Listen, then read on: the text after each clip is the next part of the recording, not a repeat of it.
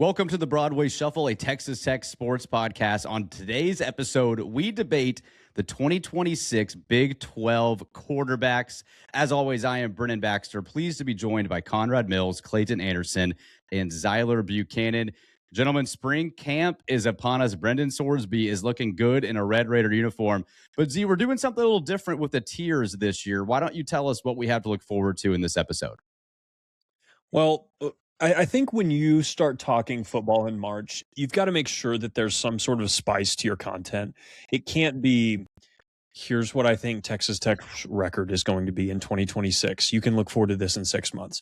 And so I think if you want to add a little bit of flair and you want to add a little bit of flavor to any sort of rankings, you've got to make them your own and you got to personalize them Broadway Shuffle style. And so, no, there will not be a Shuffle Force 1 tier when we talk about our Big 12 quarterbacks, but I've got some let's say tasteful tiers that we're going to go through. And these are mine and mine alone. Clayton, Brennan, and Conrad will pick them apart. They will debate them. I did not give Brendan Sorsby his own unique tier. And so Conrad will take umbrage with that, I'm sure. But we'll get into that a little bit later. Yeah, unbiased. Conrad wanted a separate tier for Brendan Sorsby, the 2026 Heisman tier, just Brendan Sorsby on that list. But Conrad, it's good to be back talking football, man. Texas Tech spring camp underway, spring game only a few weeks away, and here we are talking football again. Spring football is back. Yeah, all is right in the world. We're talking Texas Tech football, and, Zyler's right. You do have to have some flair and some creativity with your content when it comes to football in March. I mean, it's not something that, you necessarily think, okay, we've got so many episodes. What are we going to talk about? And the obvious answer for us, at least on this podcast, is we'll talk quarterbacks. We love quarterbacks here, myself included, and we sure are excited for the 2026 Heisman Trophy winner. And we'll talk more about that here in a second. I think he should have gotten his own tier, but Zyler, you guys heard him. That's his tier. These are his tiers, his rankings, and my argument is ready and tied up and ready to basically just make the argument for Brendan Sorsby, but we'll see what happens here. We'll see what happens. Well, Clayton, before we shred Zyler's tier list, and by the way, these names on this tier list is fantastic. I want to invite anyone who has not subscribed on YouTube to subscribe, follow on Spotify or Apple. If you are a regular shuffler, just double check, make sure. We appreciate you tuning in each and every week to our show. But Clayton, the Big 12 has some surprising talents coming in here in 2026. Drew Mestemaker from North Texas will be playing at Oklahoma State. This quarterback class is pretty deep this year. So before we get to Z's, your overall thoughts on the newcomers coming into the Big 12 this season? Yeah, I feel like it seems a lot more exciting to me this year than it was going into last year. Maybe that's just recency bias, but I feel like there's a lot of either young QBs returning or like Sorsby switching teams or guys coming in that have both really high ceilings and really low floors. I feel like it's a lot more unknown this year than last year, which seems exciting. And just before we get started, I want to say, nothing screams my team lost in March Madness like ranking the conference QBs for the next season. Yeah. Instead of talking about a Final Four bid for the Texas Tech Red Raiders, we're right to football, man. It's sad, but we have a lot to look forward to. Yeah, it's time. It's time, and we're moving on. So, Z, without further ado, brother, give us the names of the tiers first, and then we'll go through each one, and then we'll go 3-on-1 here today on the Broadway Shuffle. Yeah, so I'll explain them as I get to them, and we'll work down. We'll work down the list. So we have the Big 12 MVP tier. There's no panache there. That's nothing spicy. Then we have the Sam Bradford tier. We then have the Stephen Sheffield / Taylor Potts tier. Then we have the Rocco Beck tier, and then we have the Kansas QB tier. And so we'll work through all of those, and I'll explain what they all mean. The guys that I've got in the Big 12 MVP tier, there's 5 QBs that I've got here that I think I will be shocked if one of these 5 players is not the best quarterback in the conference next year.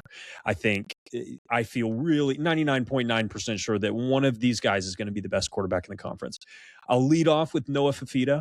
I think he has earned it. He's probably the most experienced QB at the position with his particular team. I mean, this will be his 4th season with them, if I remember correctly. And so that, to me, the experience, he's done it. He's been really good. He's got to be in this tier. The second guy is Jaden Craig for TCU, Harvard transfer. I trust the Texas Tech scouting staff. They really liked this guy. This is who we were going to go after if we didn't get Brendan Sorsby. So Jaden Craig at TCU is in that tier for me. Drew Mestemaker from OSU. I know Clayton's a certified hater of Drew Mestemaker, so we can get into that. He's in this tier for me.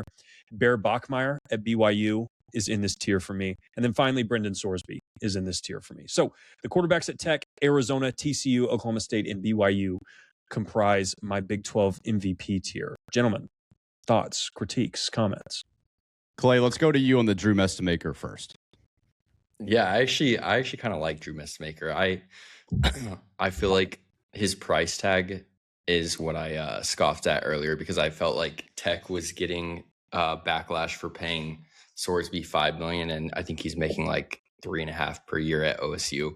But I actually like him. I think he has a high ceiling. I guess my thought would be, I don't think I would have Craig as high as you, and I would honestly be fine dropping him down a tier, but I would definitely have Mestamaker and Bachmeier above him if he is in this tier. I just think that jumping up from Harvard to like Power 4 is, I don't know, tough.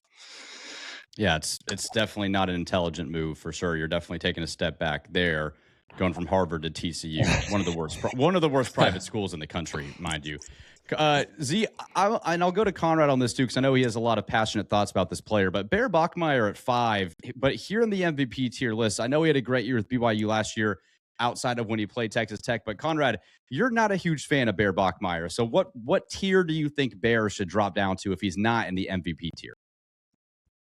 Yeah, I mean, I watched Bear Bachmeier play 2 games last year from relatively close proximity and was not impressed at all. We're going to forget the fact that we have David Bailey and Romello Height and Lee Hunter and Jacob Rodriguez and all those guys. I mean, I don't know that I've seen an uglier throwing motion in the conference than Bear Bachmeier, and a quarterback that wears 47. Just not on board with it, guys. Like, just can't get on board with it. 15 touchdowns and 7 interceptions last year. I mean, that's like almost as bad as Baker Mayfield's freshman year at Texas Tech when we let him walk. Like, I just, and Baker could throw the ball better than Bear. I do not see what you guys see. Obviously having LJ Martin next to him helped him a lot, make him look better. Honestly, guys, I'm probably putting him in, honestly, I'm probably dropping him to the Steven Sheffield's Taylor Potts tier. I'm not a fan. That's crazy. I'm not a fan. I'm not a fan. Leads his team to a what is it, a 12-win season? Does he lead his team, or is he a scheme merchant and an LJ Martin merchant? No, dude, no, not a scheme merchant. So Tech fans, if you're longtime listeners, you'll remember what I called the Big 12 QB evaluation problem that Tech fans have had for a long time, because the most in-depth evaluation we watch of other teams' quarterbacks is when they played our defense, and we would watch them eviscerate what would typically be a very poor defense. And so we think, man, dude, that guy is just so good. He's so good. And then you watch him against like a normal defense. You're like, how is he 12 for 28 with 2 picks and 1 touchdown when he went for 380 yards against us? We had the exact opposite problem this year. We trotted out a generational defense and asked true freshmen and Connor Weigman to try to tear it up. And it's just, they looked so much worse than they actually are. And so we have like the inverse problem, because we're so used to quarterbacks. Like, if you were even semi-competent, you were going to put up massive numbers on our defense. And now when we see QBs and they're just like, they're having awful, horrible games, we're like, well, this guy must really suck. And so that's where we saw Bear twice. I came away impressed with Bear both times. I think he's a good player. He's raw, but I think he's very clearly in the upper echelon of QBs in the Big 12. And he's proven it. I mean, he's played on huge stages and he's done at least reasonably well compared to what some of his other Big 12 compatriots did. I mean, which Big 12 QB had a good performance against Tech last year? Like, even Sam Leavitt was like, I know they won, but it wasn't any sort of crazy performance. I do think even if you're going to make that argument, which is totally reasonable and makes so much sense, I just still don't see how you can put Fafita, Craig, Mestamaker, Bachmeier, and Sorsby in the same, like I think there's even a clear distinction there with Sorsby and Fafita, even from Craig, Mestamaker, and Bachmeier. Because Craig, again, hasn't played in the Big 12. You have Mestamaker, who hasn't played in the Big 12. And then you have Bachmeier, who I know all of what you just said, but like, he didn't pass the eye test for me. And so even if you're going to split that, I would put Fafita and Sorsby pretty sizably ahead of the rest. But what do I know? I'm just you're going to bat for those. The guy that surprises me. He just doesn't fit the Conrad. He doesn't fit the Conrad Mills QB profile. Yeah, you're exactly right. But a guy that can't throw like Bear Bachmeier, he doesn't fit my profile either.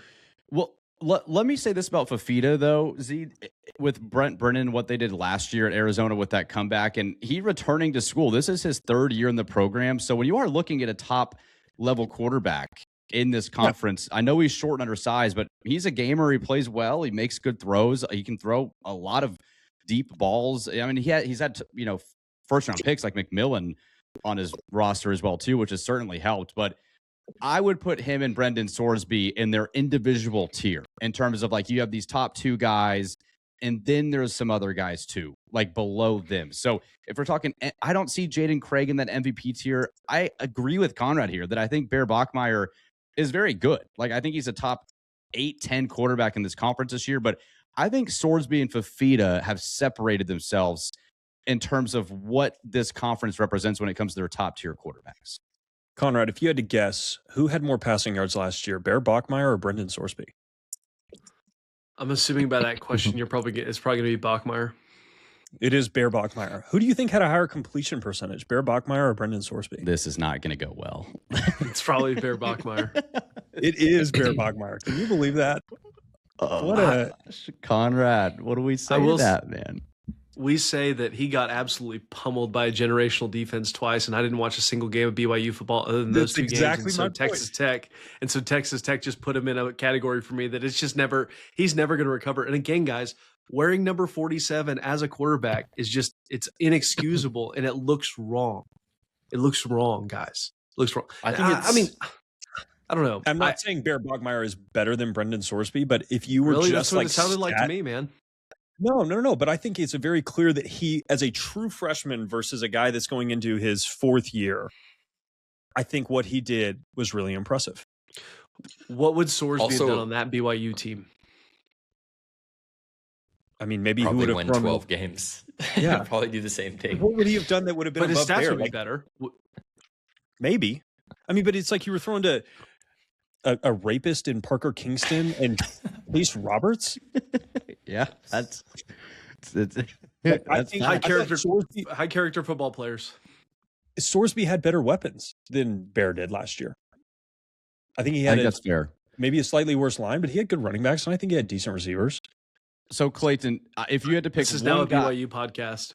No, it's not. No. Trust me, it's not. This is Locked On Big 12. Locked On Big 12. Talk about BYU edition. Yeah, Clayton. If you had to take one guy, so Sorsby, Fafita, Craig, Messamaker, and Bachmeier, and drop him to the Sam Bradford tier, which Z, I want to know why Sam Bradford, who I believe won the Heisman, is no. a secondary tier. I want to know why this is the secondary tier for your list. This just has there's guys in program history that fan bases just absolutely go to bat for and go to war for, that every other fan base knows, like, hey, he's good, chill. Like, he's not that good. Like, we all watched Colt McCoy, Graham Harrell, and Sam Bradford would win these awards, and it's like, dude, he's good, but he's really not that good. Like, we all knew. Like, you watched it, you see the yards, and you see that, but the eye test, you're looking at it, you're like, dude, come on. I think this is what Bear Bachmeier would be in for Conrad. The eye test. It just didn't pass the eye test for me. This guy's not actually a baller, not a legit prospect, and it played out. Sam Bradford got to the NFL and had to play big boy defenses, and it absolutely melted him. So that's the Sam Bradford tier for me, where guys that I think are good QBs that their fan bases are way too high on. That's what this is. Gotcha. That makes sense. So, Clayton, one of these five, you got to drop Sorsby, Fafita, Craig, Mestamaker, or Bachmeier into the Sam Bradford tier. Which one are you dropping? And then if you've got Weigman, Dampier, and Johnson in the Sam Bradford tier, which one do you think could be moved up into the MVP tier? I think I'm easily dropping Craig. Just, it's honestly kind of the same as like all the QB rankings for the transfer portal that had Levitt above Sorsby when like every program wanted Sorsby more. I think if these 5 QBs were to enter the portal, I think other programs would clearly view Craig like below these other 4. And to me, that makes it easy to drop you a tier. And then I think from the tier below, I honestly hate all 3 of these QBs, but I guess if I had to pick one to move up, it would be Avery Johnson. I think he has the best combination of like legs and arm of the 3 of them. I feel like Dampier cannot throw, and Wegman's not as good of a runner as the other 2. See, but I think, and I actually agree. I think that makes a lot of sense. I think I absolutely nailed this tier. And I think maybe Weigman doesn't go there, but Avery Johnson and Devin Dampier are two guys that like their fan bases love. And they're like, this guy's actually legit. Every other fan base in the Big 12 is like, those dudes blow chunks. They're not actually that good. They're like kind of good. And they're like, you have to respect them. But especially Devin Dampier, like guys will say Devin deserves to be up like in the MVP tier. I've just watched him. The short arm, he can't throw the deep ball. He can't, like, you'll have guys that say he can't make all the throws. I don't think Devin can make like half of the throws. Like, it's not just half. It's like, I don't think he can make a majority of the throws. It's just not. And it's like if you watch Fafita compared to Devin, Fafita at least has a professional throwing motion. I think Devin, and he's a good player. I don't want to say that he's not a good player. I think the things that made him good were the Utah offensive line and the rushing attack. And I don't think either of those will be nearly as good. I expect him to be like a 7th rated. So those are the guys that I have there. I don't know that Houston fans are like in love with Weigman. Like the stats in the 10-win season make people put Weigman. Aren't they clamoring for Henderson to start already? Exactly. And so that's why I think maybe this is a little bit inappropriately placed. And I don't know where I would put Henderson. But that's kind of the 3 that I have in the next little tier that I think are above the guys below them, but very clearly in my mind below that top 5 in the Big 12. Also, massive drop-off in Big 12 QB play this year. I think just generally speaking, I don't think it got better. And I thought it was actually pretty good last year. Underratedly good nationally last year. Conrad? Yeah, no Baron Morton. That makes a big difference. No Jalen Daniels. No Jalen Daniels either. And I just need to say the Sam Bradford disrespect that Zeiler just dished out is completely uncalled for. 53 total touchdowns, 4,500 passing yards, 6 interceptions that year. Brother, come on. You were making the exact case that I made. Like, people loved the stats. They were like, this guy's awesome. You watched it on the field and you were like, I promise you this guy's not actually that good. Okay. And I was right. Yeah, you were right in terms of his NFL disagree. career. What did he do to Texas Tech that year? What? We don't need to talk about that game. Yeah. The Norman game is a nightmare that we'll just forget ever happened. November 1st, 2008. That's when the 2008 season ended for Texas Tech. I'm not trying to bring it up because I want to talk about it from our perspective. I just want to hear what Zeiler thinks happened that night. I think Sam Bradford had a great game. Okay. He's like straightforward. There's nothing wrong with being Sam Bradford. This is really more coming at the fans for thinking their QB's better than they are. Except for Houston fans. I think they probably want Henderson. So a name on this list that's just funny to me is Avery Johnson, because this guy coming into 2025 has Heisman odds. Kansas State is favored to win the conference. Goldilocks is favored to win probably Big 12 Player of the Year and potentially be a front runner for the Heisman. And he crashes and burns, and his dad beats up his brother week 1 in Ireland, and it just goes south fast for Kansas State last year. Sitting at 8th on this list. I mean, do we think Avery Johnson could have a redemption tour, or is Goldilocks completely toast? I am surprised that Zeiler has Dampier above Johnson, because I knew he hated Dampier. This is not they're in the tier. They're not ordered. Like, I like Johnson more than all of these guys. That's just the order that I like. They're not ordered in there. The tier is just you're in there. You're in the pot together. Okay, makes sense. So the next tier. Oh, Conrad, please. Wait, I just need to say one thing real quick about Avery Johnson. I don't think he has a chance at a redemption tour because he does not have Matt Wells as his offensive coordinator. That ship has sailed. His career is going downhill from here. Yeah, no, I won't be surprised if Colin Klein Klein, I think, could do wonders for that kid, dude. No, I agree with you. I was trying to get you guys to laugh, but I completely agree. I think Colin Klein's a good coach. They don't always hit, man. They don't always hit. You got to keep shooting. I'll keep shooting. You know that. Keep shooting, baby. Keep shooting. Like, if you gave me a generic program, would I rather have Avery Johnson or Marcel Reed? I think I would take Avery Johnson almost every time.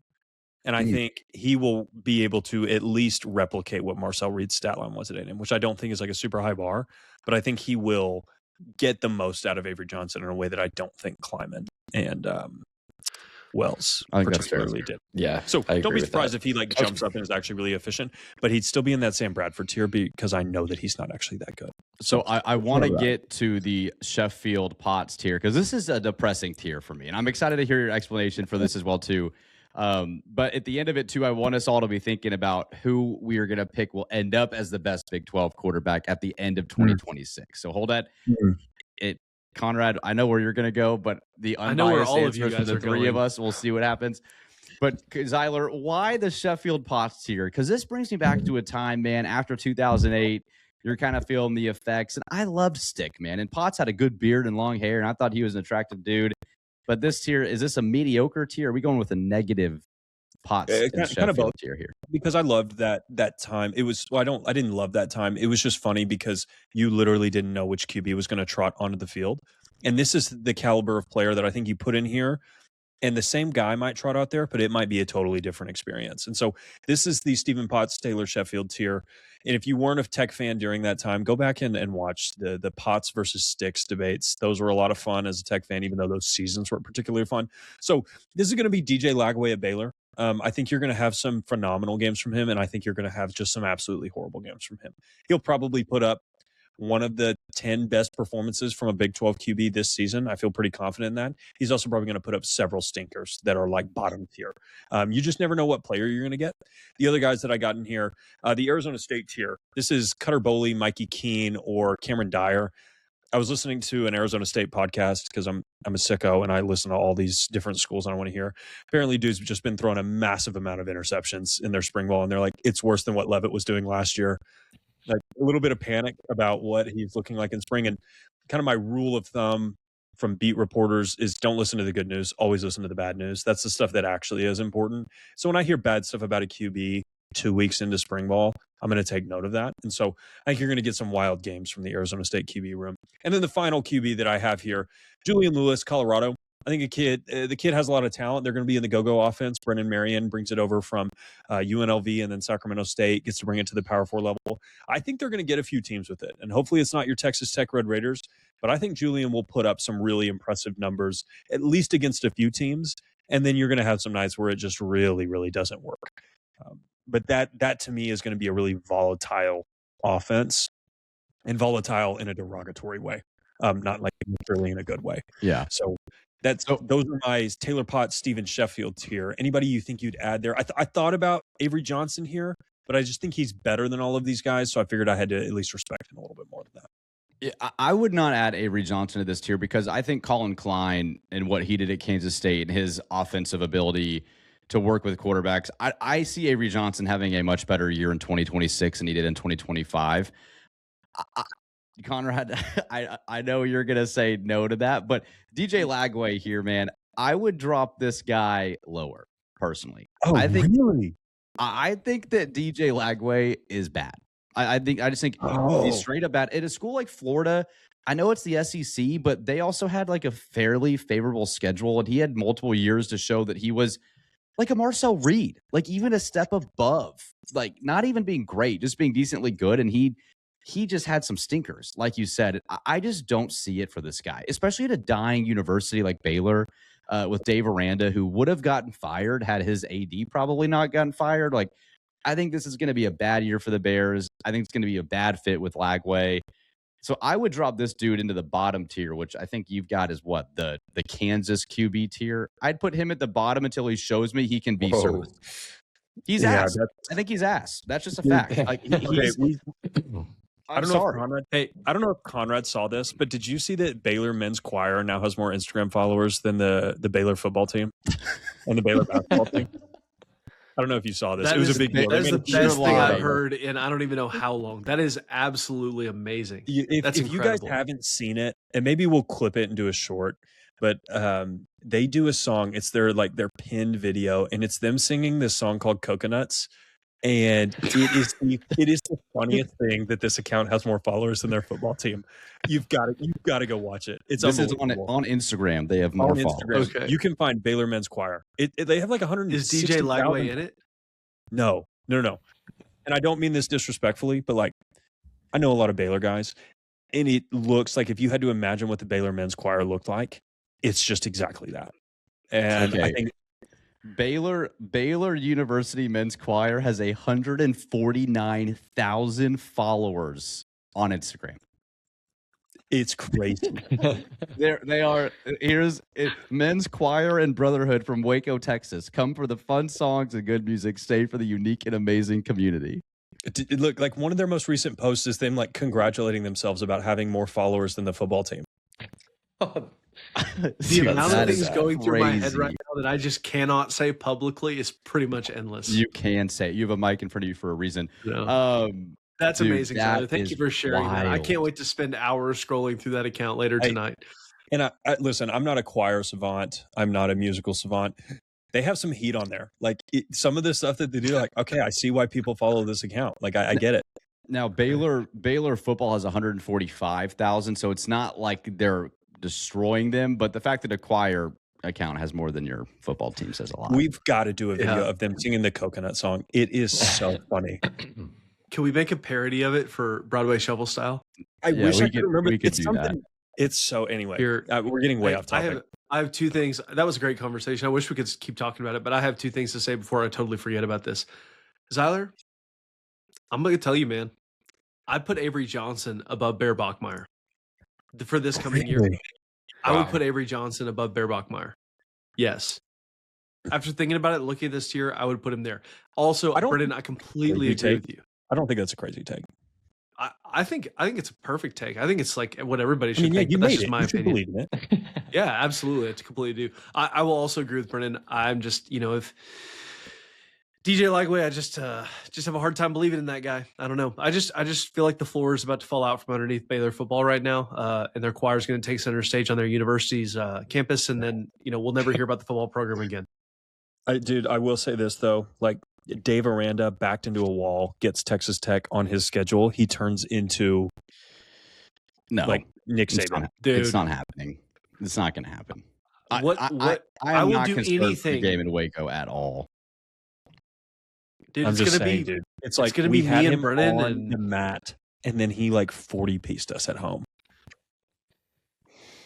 It's going to be me and Brennan and 5 of our Baylor friends there because that's all the game. That's all the people. It's going to be 50 or it's going to be 20,000 Red Raiders in that stadium on November 21st.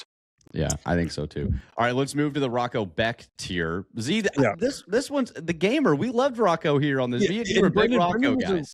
Brendan was a Rocco guy. Rocco was one of those dudes that I just like. I would look at the stats. I'd see the box score.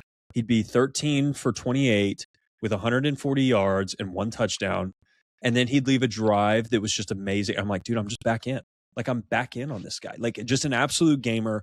Somebody that I think you want the ball in their hands at the end of the fourth quarter. But it's like the inverse Sam Bradford where the numbers aren't that good, but you'll watch him and be like, I think this dude can actually play. And these are kind of my sleeper, kind of budget quarterback plays. Alonzo Barnett from UCF and then Jalen Rayner from Iowa State. I know nobody's going to talk about these guys. I've watched both of them. I actually think both of them can play a little bit, and I know they're at lower levels. Barnett was at JMU, and then Rayner was at Arkansas State. I actually think these guys can go, and I think they will knock off a couple good teams in Big 12 play. So they're going to be kind of my pet QBs on non-contending teams this year. I think they'll be kind of fun, even if their teams are like relatively bad. So that's my tier where it's like fun QB, bad team. Yeah, tough luck. That's kind of that tier for me. So, Clayton, when you're looking at these teams, too, that are rebuilding, the Big 12 does have quite a few of those, and a few are on your schedule, which is a reason I think a lot of people are saying Texas Tech could go 12-0. But you're looking at this list, UCF, Iowa State. Do you expect either of these teams, Scott Frost, new head coach last week, any of these teams to make noise? Do you think any of these quarterbacks could help bring any sort of relevancy to their team in 2026?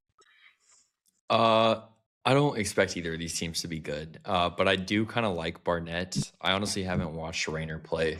I just don't believe in Scott Frost. Like, I think the retread of that is just not going to work, and they're probably going to drag it on longer than it should go. I think Iowa State is definitely just in a tough position with Campbell leaving and taking a bunch of players with him. Yeah. So I don't expect them to really do much. But I do like Barnett, and I think UCF always has like better rosters than you would think.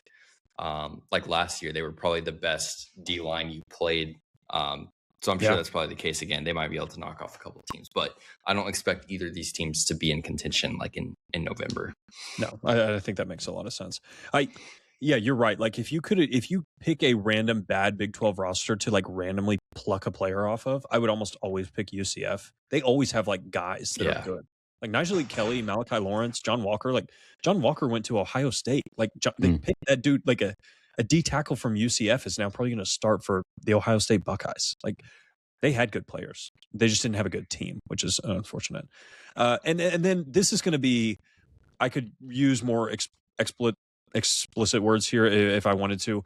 This is the Kansas QB tier, and this is really just what you know and love about Kansas QBs historically, where you watch a guy trot out there and you're like, oh yeah, I've seen this guy play. He played my local 4A high school, and he was horrible. Like, and that guy's playing for a D1 roster. This is whoever Kansas trots out there between Chase Jenkins, Cole Ballard. I mean, we saw Cole Ballard. You remember when we went to Lawrence 3 years ago? The white kid that came in as the backup for Jason Bean. Like, it's just the juice is not there. It's just not there. And I don't really like Chase Jenkins. The other tier is the West Virginia quarterbacks, Michael Hawkins or Scotty Fox. Like, dude, Michael Hawkins couldn't cut it at OU. Like, you're not competitive with John Mateer. And you were like, like the throwing motion's weird. I don't believe in Scotty Fox. It's like a worse Garrett Green. And then who I think has the worst quarterback room, unless they're 4-star on their team, Cincinnati, Liam O'Brien, J.C. French, and Samaj Jones, unless they get R.G. Griffin out of Samaj Jones. And maybe they did. Maybe he was a really good quarterback and just had to sit behind Sorsby. I don't see the juice with any of these guys. I think it's just very, very bleak in all of those quarterback rooms, especially compared to what they had last year. Like Cincinnati going from Sorsby to these guys, going from Jalen Daniels to Cole Ballard, going from, I mean, even Garrett Green to Scotty Fox and Michael Hawkins. I think it's just very inexplicably worse. Actually, very explicably. It's very explainable. Just bad QB rooms. I think you're looking at the real bottom of the barrel for this year. So, yeah, Conrad, you're looking at the bottom of the barrel for their Cincinnati, man. Was Z mentioning that tough luck with Brendan Sorsby leaving? Obviously, Red Raider quarterback leaving Cincy in the dust.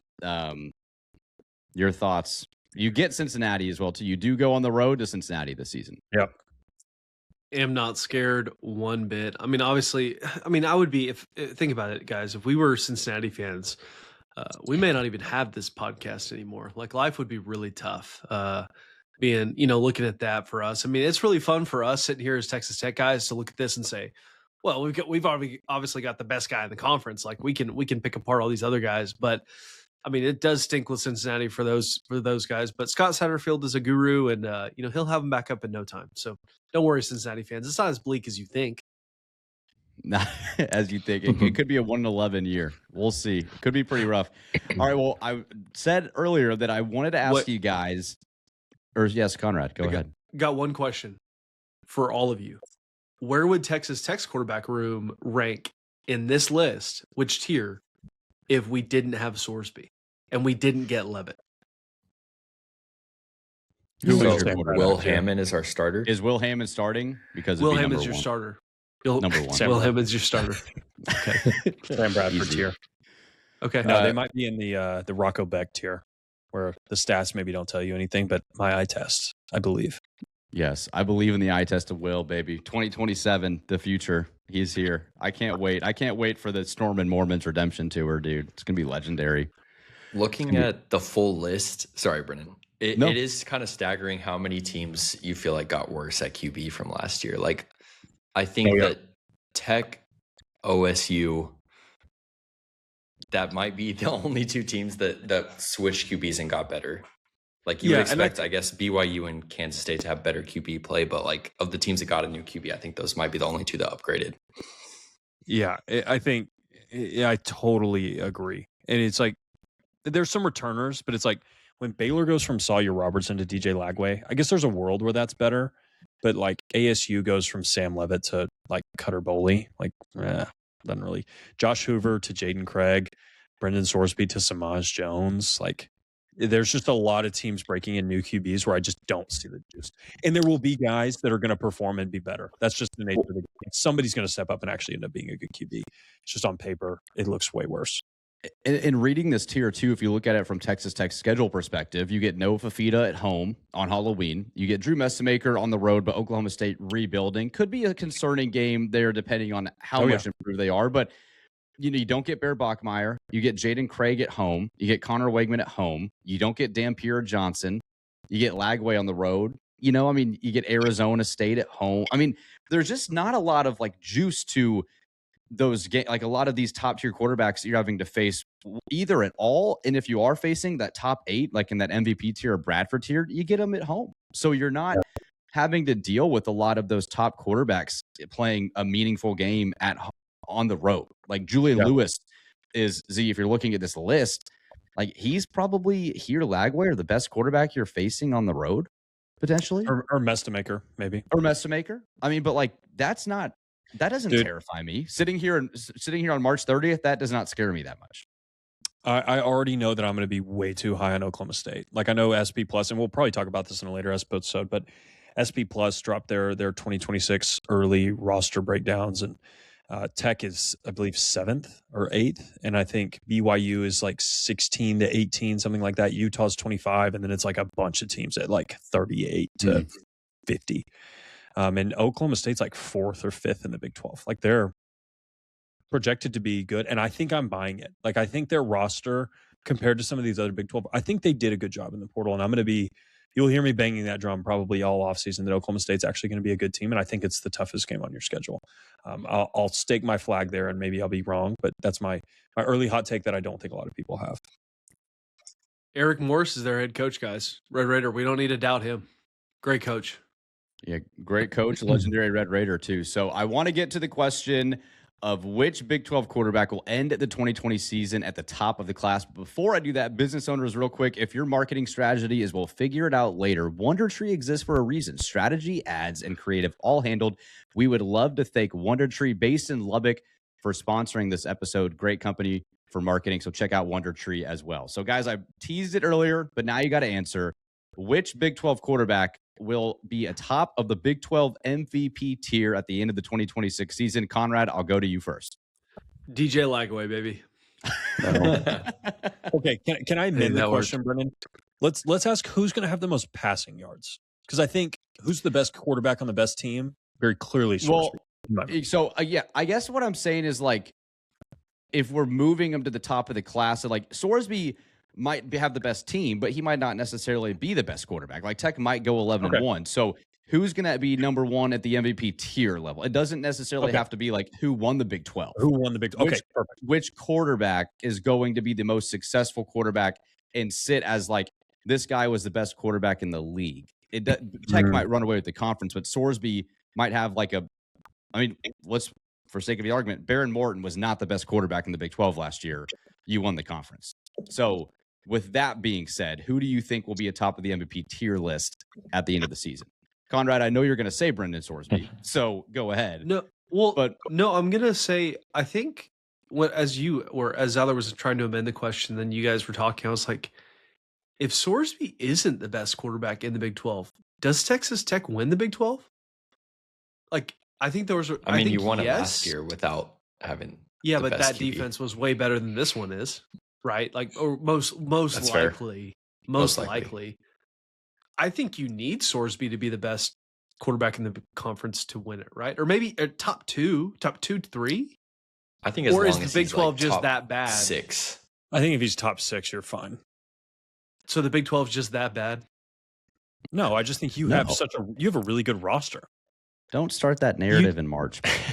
I mean, I don't know. Can we wait for the Big 12 sucks conversation until October? None of these schools scare me. Just being real honest with you guys. I mean, I guess you're right.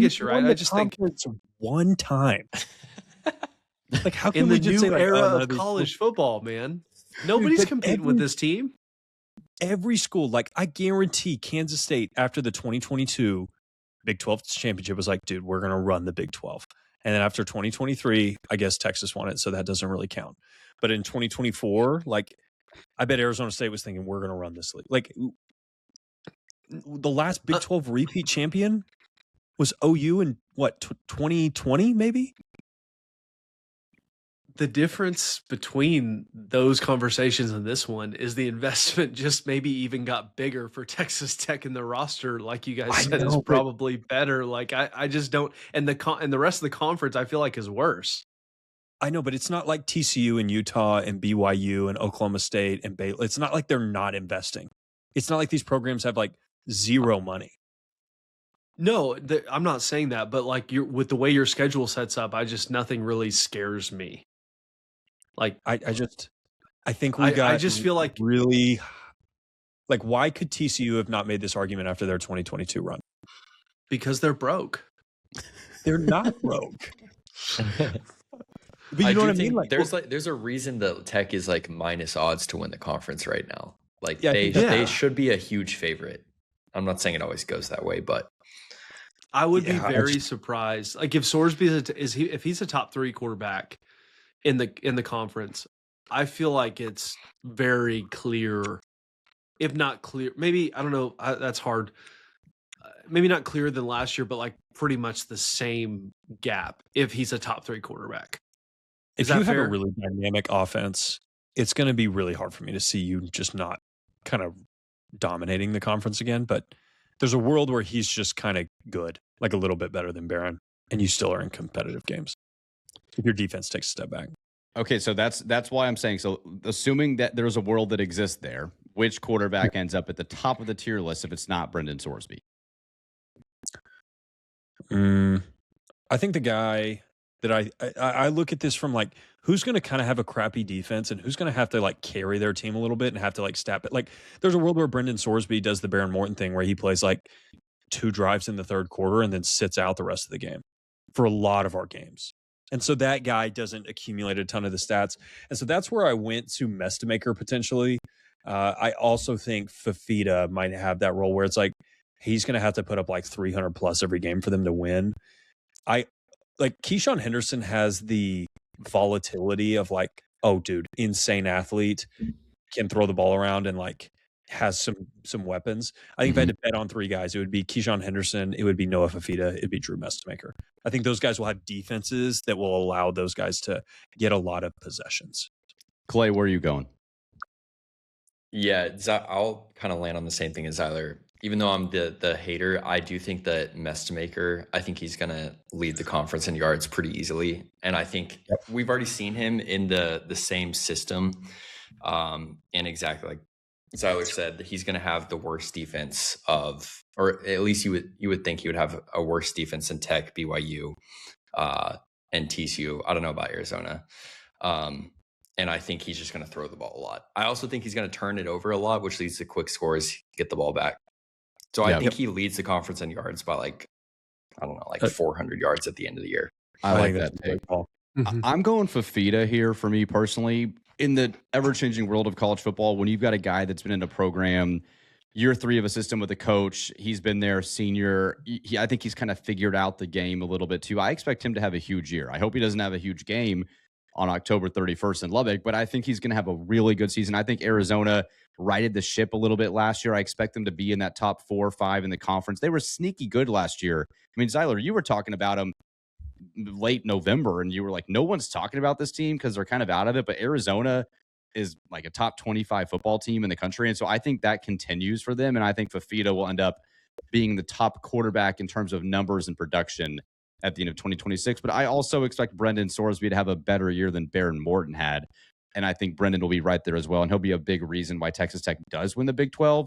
You just won't need to lean on him as much still. I think we're all expecting Brendan Sorsby to come in and have like a Tim Tebow type renaissance for the Texas Tech offense. And I still don't think that'll be necessary. I think the defense is going to be very stout still.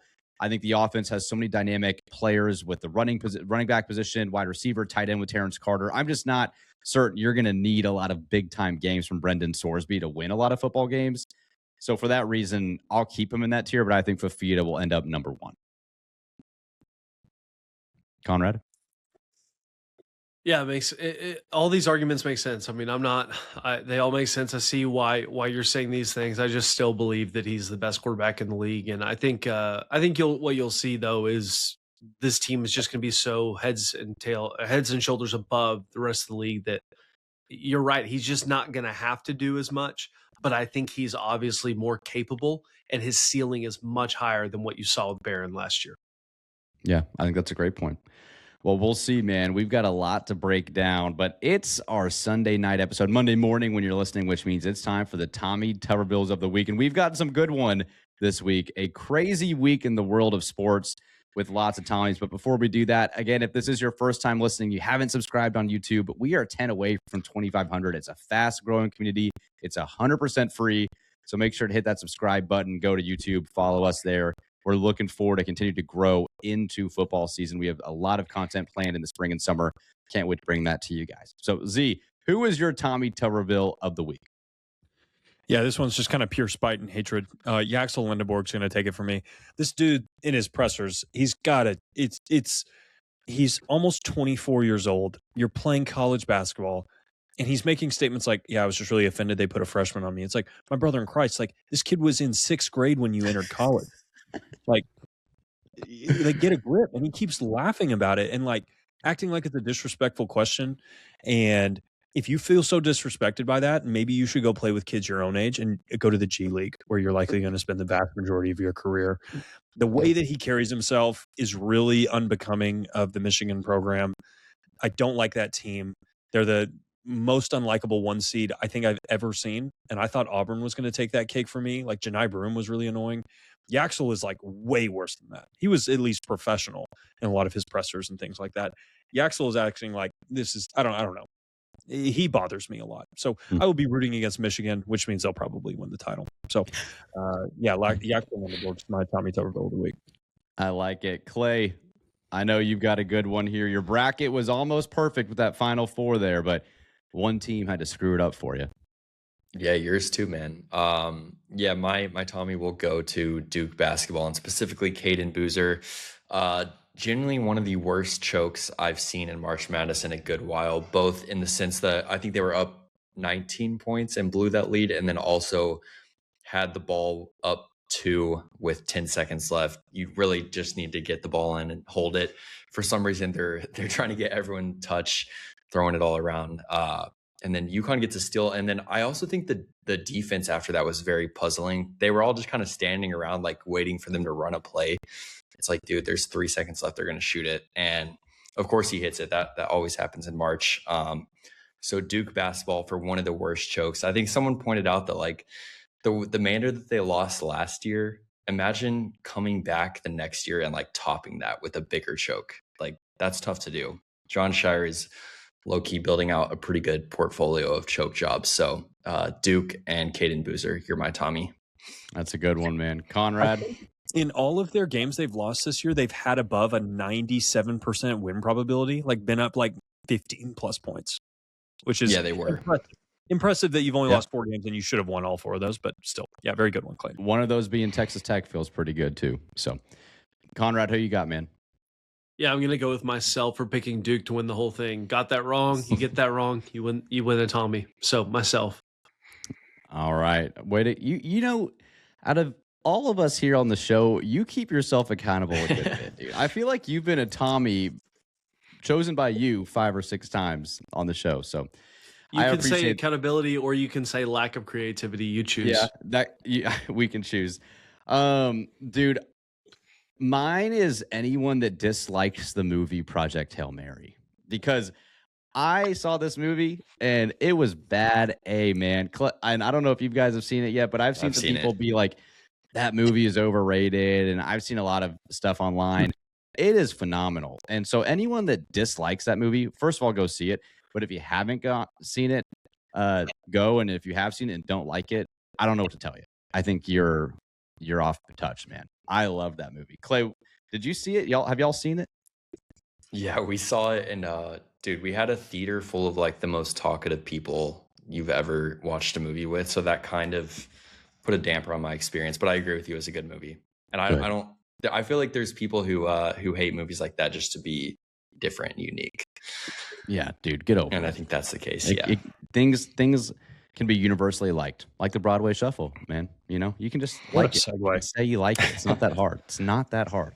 Well, we'll be back on Wednesday with more spring football content. Again, the spring game is a couple weeks away for Texas Tech football, but we're going to get into a lot of fun content, Big 12 team rankings. We'll get into the schedule, kind of go through early preview matchups as well as that. Any news that comes out from Texas Tech football, we will be here to deliver it to you all spring and have a lot of fun debates like this. Z, great job, dude, on the tiers. Ton of fun. So let us know in the comments on Spotify and YouTube what you think. Give us your tiers. And then for the Broadway Shuffle Bracket Challenge, down to the final four, you've got 2 of the top 4 here on the show.